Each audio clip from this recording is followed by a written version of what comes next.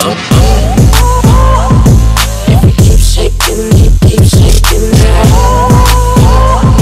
If you keep shaking me, keep shaking that. Dobar ljudi, dobrodošli u novi klip na našem kanalu. Danas je water challenge. Znači imamo 20 sekundi da popijemo pola litre vode, evo ja ću prvi. Sada štoperski ješ, duši se. Štoperica.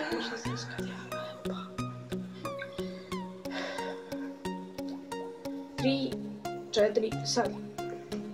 Ljudi, ovako da vi vidite. 5. Još 10 sekundi, da ću da stiče. Evo ljudi, vidite.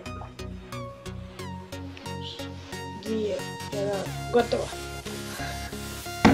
I ljudi, on to nije uspio. Već mi se povraća od ove vode.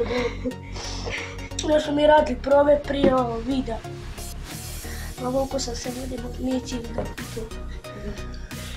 3, 4, sad.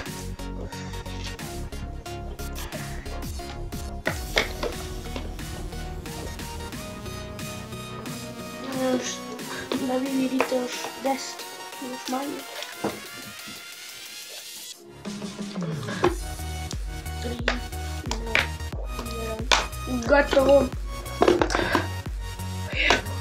Znači, njemu je jako malo falilo, a i meni isto. Meni malo manje. Da. Ali prije probu uspio je on, znači još ćemo vidjeti. Znači pišite vi u komentare koji još vi challenge hoćete. Znači još ćemo i vidjeti šta ćemo snimati. I vjerojatno ću raditi Čebi banje. challenge. Ali to smo već rekli u prošloj epizodi.